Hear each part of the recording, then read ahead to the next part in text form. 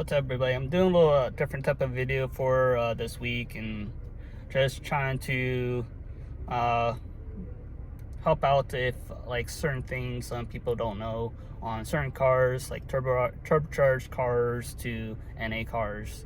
But this one's just basically what my sister's been having this issue for a little over a year for oil consumption, stuff like that. So we have not really gone about taking a dealership to get it fixed, just because of money and costs, stuff like that. So just watch this video if you guys have these type of issues with their turbocharged engines, and maybe it's something simple for you guys to fix yourself, or you have to have a different type of service on it. So just guys, follow and subscribe, and see you guys what you think. One thing you just should know, especially with turbo cars, like on this Nissan Juke, mostly Nissans, and only certain type of vehicles have a lot of these issues, like Ford. I don't really see a lot of Hondas with their turbo engines have this issue, but so far my sister's car's been burning oil. It's not leaking at all. We've been watching it, but I had like an idea, because I have not been like a big turbo guy for a while. I'm just getting used to stuff, and I just kind of had epiphany of idea, like maybe it's the engine at first is leaking, like the valve seals and stuff like that, or the piston rings. Nope. So far I figured it's the turbo seal from the inlet for where it breathes inside the engine. That's a filter. It breathes in and it rolls through the system. I think the turbo seals are shot, so naturally we have to dismantle the turbo itself and replace the seals on it.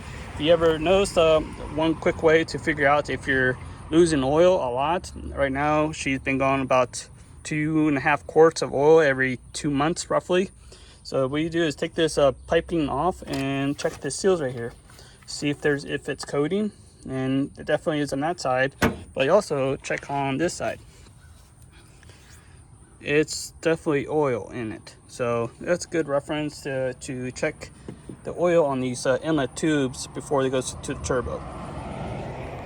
Well, to add a little bit more video to this, so about my sister's turbo, I've been talking to this guy from this company. It's local in Ohio. It says these Nissan Juke turbos, they are prone to have issues with the housing to crack.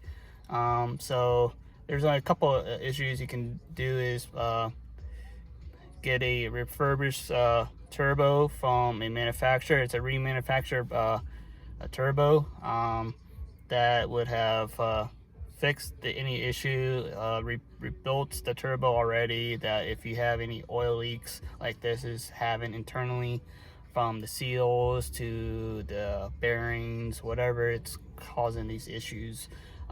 So yeah, basically look over your turbos and try to figure out the issue that you're having for any manufacturer of internal leaking to external leaking. If you don't notice any external leaking, then it's internal leaking from the engine or the turbo seals or etc. So be cautious what you're looking for to build and everything. So it's an easy fix, but it's costful if you don't pay attention to your oil levels, and make sure you top up the oil that you need. If you don't, make sure if you don't fix it on time, the turbos can go bad, and plus it can damage the internal in your engine long term. So be cautious of building your car, or you're just dealing it. And if you're doing it for service for Nissan or any manufacturer, just to let them know that I've been noticing some oil, losing oil and all that stuff. So just giving guys the idea to make sure you precaution of your cars daily. So